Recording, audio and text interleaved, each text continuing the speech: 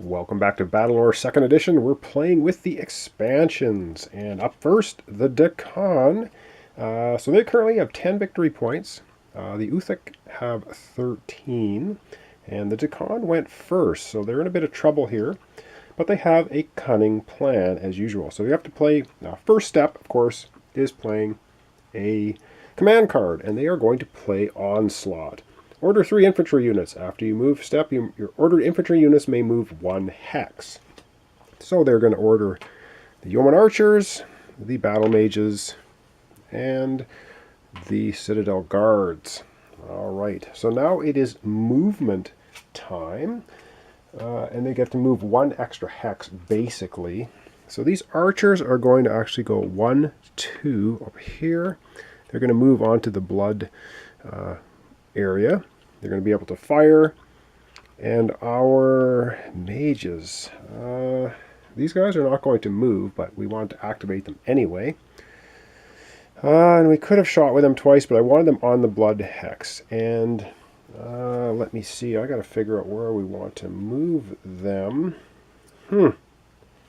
Greyhaven battle mages, I think we're going to move them 1, 2 to here.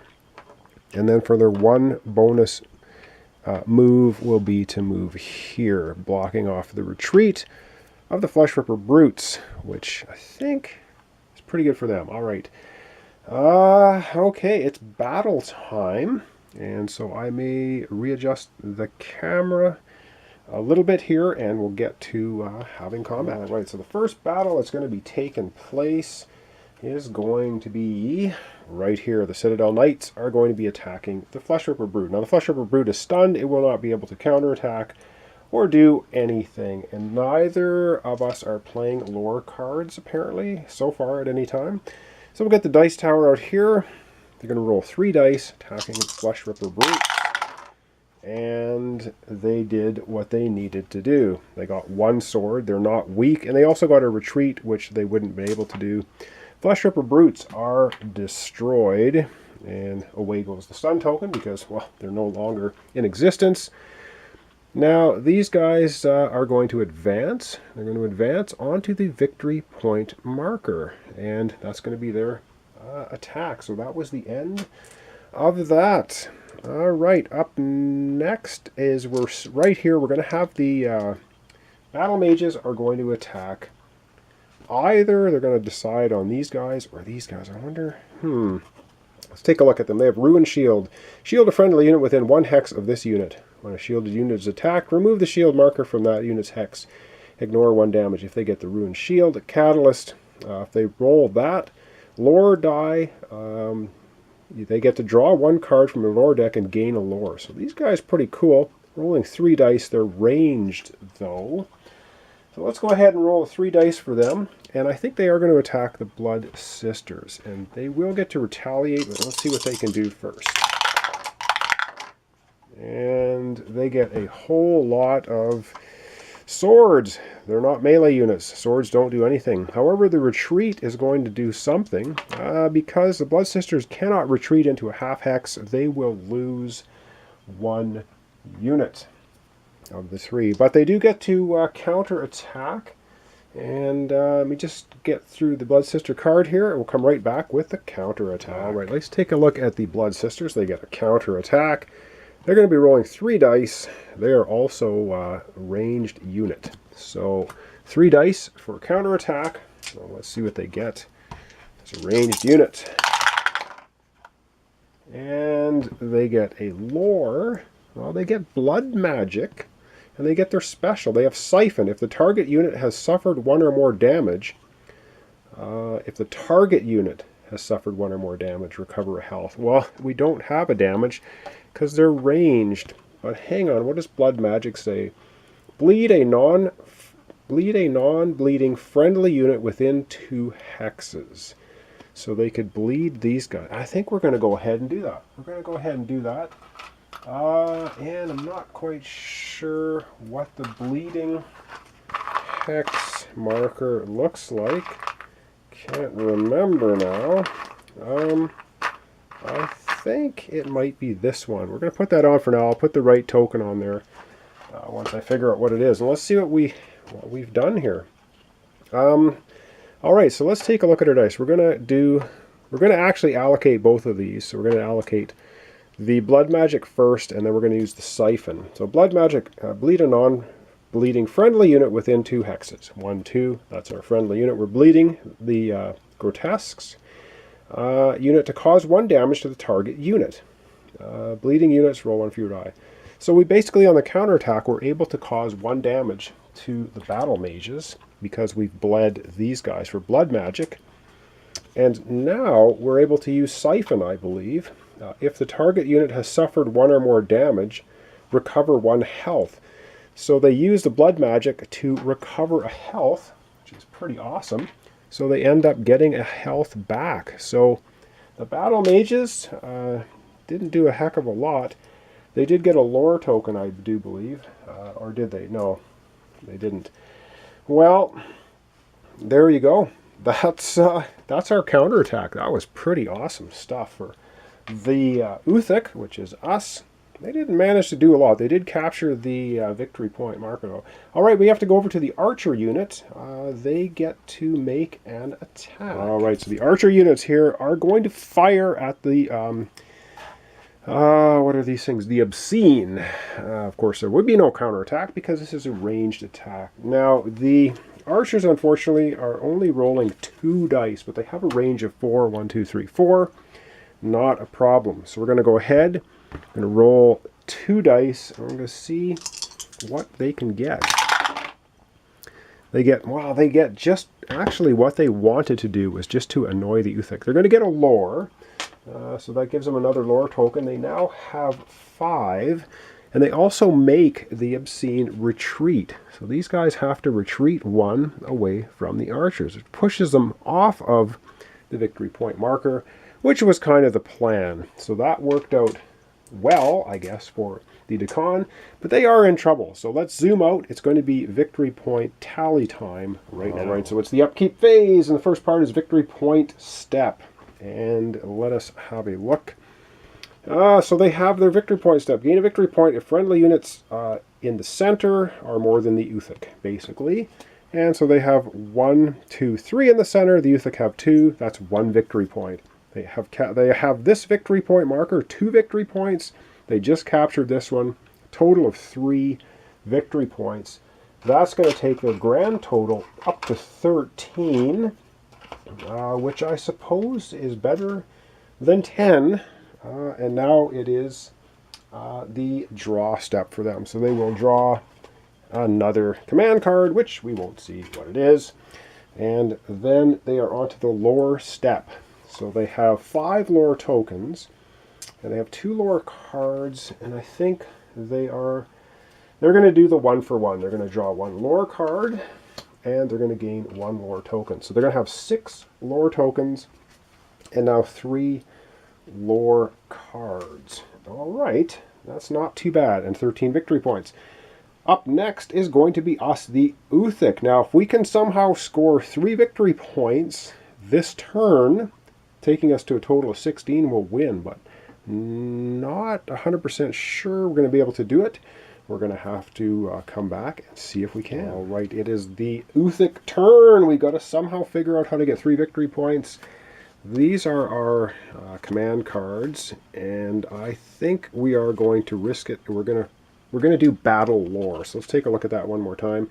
Basically, rolling 4 dice and apply the following. So we have to roll 4 dice. Let's hope we don't get any lore. I don't want to get any lore because I want to be able to activate units. Of course, when I say that, I'll probably roll 4 lore. Okay, this is good. This is good, very good. All right, let's see what we have here. So flags and special helmets, order 1 elite or 1 legend. So elites and legends, and the bullseye and the single sword are infantry or cavalry. So basically we can do 2 infantry cavalry and 2 elite units. Okay, this is actually pretty good, and everything that I want to activate is in camera. So we're going to activate these elite guys, the Obscenes, and them. We're also spending 2 of our 6 lore tokens right now during the order step to remove the bleeding from these guys. So they're no longer bleeding. We spent 2 of our 6 lore that we have. We also now can activate 2 infantry or 2 whatever. So we're going to do the Blood Sisters here.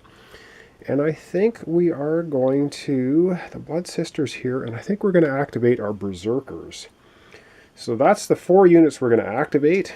All very good.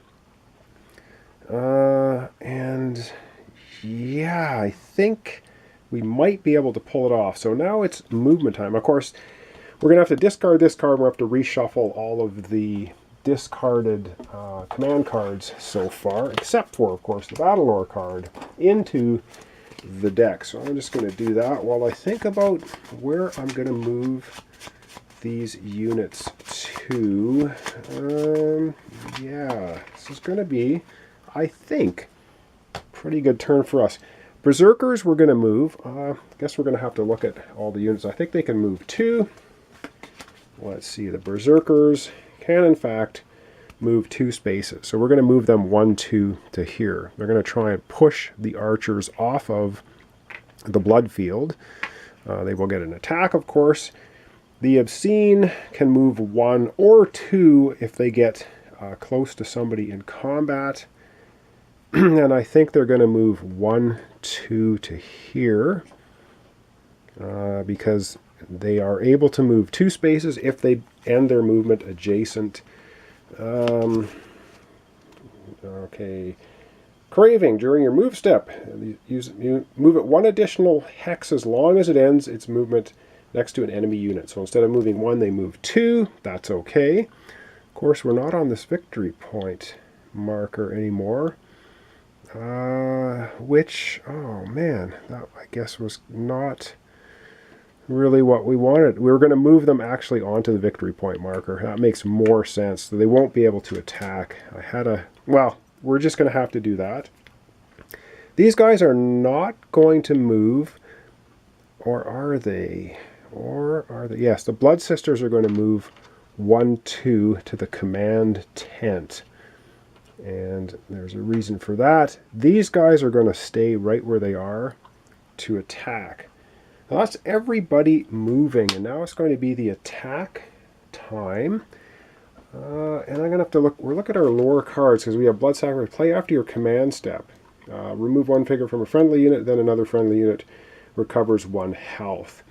Well, we don't really need to do that anywhere. We do have Distraction. We can play after you declare a target of an attack against an enemy unit that's adjacent to 2 or more friendly units. So we can play this because we have 2 friendly units adjacent to the Citadel Guards, and we have 4 lore left.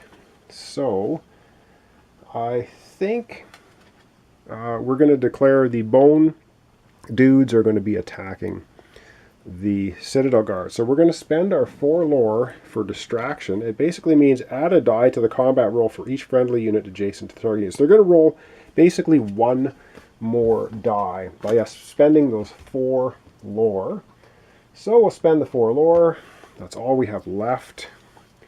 And these guys are going to attack them. However, yes, the Dakan probably will play a lore card after we attack. So let's take a look again at the, what are these guys called? Again, the Grotesque, I believe. I can find them. They're elite.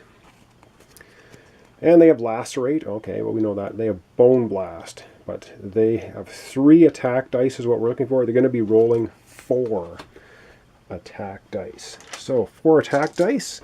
I'll get out the dice tray. And they're rolling 4 attack dice. Let's see what they can get. Something good, I hope. Alright. Well, they get 2 flags, or 2 retreats, the special, which is Lacerate, and 1 damage. So, okay, I have to consult with this, and see what they want to do. I don't know if they're even going to bother splitting that up, or are they? Are they? Yeah, they're desperate. So they're going to play a lore card right after this attack. So the Decon is playing this one, Wall of Steel. Play after a combat roll is performed against a friendly unit. Split the dice into 2 groups, with any group of dice in each group. Your opponent draws 1 group to resolve, the other group is ignored. So what that means is the Decon get to split these 4 dice into 2 groups any way they want. And we have to pick 1 group of dice to do. And so that would be a hit, that would be lacerate, that would be retreat, and a retreat. So they are going to put, what are they going to put? They're going to put the damage with the damage and 1 retreat together. And there's no way that we're not pushing them off there. So they're going to put, these are the 2 groups, a damage retreat or lacerate retreat. And I think for us, we're going to get rid of these 2. We're going to take the damage and retreat. So we damage the guards 1 and they must retreat 1. And that's what they do, and of course we're going to advance, so we advance onto that victory point location. So that's pretty cool. We haven't even had the Blood Sisters go yet. And of course everything's just kind of off the screen here. Apologize for that. Let's readjust the camera slightly. We'll have the Blood Sisters take their turn now. Oh, yes, and the Citadel Guard don't get a counterattack because we push them off the location.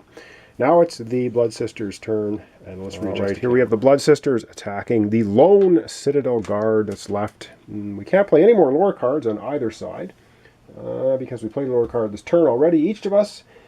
But the Blood Sisters, they end up rolling 3 dice. They are a ranged attack unit. All they need is either 1 retreat or 1 bullseye, and that will eliminate those guys. All right. Let's see, 3 dice for the attack, and they get a ranged hit. Whoops, as I flip the dice over, they get a retreat and a lore, so we get a lore token, so that's pretty good anyway. Or they could use blood sacrifice or blood magic, bleed a non-friendly bleeding unit. We don't need to bother. We're going to collect the 1 lore, and the 1 ranged attack is going to totally eliminate the Citadel Guards. So we've wiped them off of the location, and that is most excellent. And that is the end of their attack. So the last attack we have is the Berserkers. If the Berserkers can push the Yeoman Archers off of that victory point space, I think we might have just won the game. So let's take a look at the last battle. This is the last battle. The Berserkers attacking the Yeoman Archers. The Berserkers only roll 2 dice, but they have derange. Each time you perform a combat roll, you can re-roll 1 die. So all we need is 1 flag to push these guys off of that space to win the game. All right, let's see what we can do. 2 attack dice, so we get to re-roll 1 of them. So that's pretty good. Let's see what we get. Oh yeah, we don't need to re-roll anything. They're going to retreat twice, and so I think they're going to retreat once into the forest, and I believe once you're in a forest, you have to stop your movement. When a unit moves into a forest hex, it must immediately end its movement, and I think for retreating, they're going to have to take a damage then, because we pushed them into the forest, and they cannot retreat they can't move anymore once they're in a forest. Our, of course, Berserkers will advance. The Yeoman Archers will not get a counterattack because they had to retreat. And that is going to be the end of that. So let's take a look at our victory points, because that's up next. And I think that could be the end of the game. All right, it's victory point time. Now let's have a look. Victory point step. Gain a victory point unless an enemy unit occupies either the Bloodfield hexes outlined in red. So we're going to get a victory point. We wanted to push them off of here. 1 victory point. We have this location locked down, 2 victory points. And we have that location also locked down for 3 victory points. We had 13 victory points plus 3, 16 victory points. The Uthuk went second, and that is the end of the game. So the Uthuk are, they're the victors. They have won the game, 16 victory points to 13. So it looked at the beginning of the playthrough as though the Decon were doing pretty darn well. but the Uthuk turned it around. So that was BattleLore 2nd Edition, using basically all of the expansion characters, or all expansion units that came from Hernfar Guardians and Warband of Scorn. And yeah, so that was it. So thanks so much for watching along the game. Thanks for your subscriptions, your likes, your comments. Very much appreciated. And this was BattleLore 2nd Edition, as I mentioned 50 times, with the expansion units. So I hope it gave you an idea of what the expansion units are capable of. I also used the lore decks that came with the expansions. I just totally swapped out the lore decks. They come with complete 20-card lore decks, each of the expansion packs. And yeah, so that's what we used because we're using the expansion units. So once again, that's it. That's another complete playthrough here on my channel. I have dozens up now. I don't even know how many. So thanks once again for watching. And once again, I don't know when the next series will hit my channel. And I don't know what it will be, of course, because I never quite know. So thanks so much once again. And we'll see you next time in another complete playthrough series.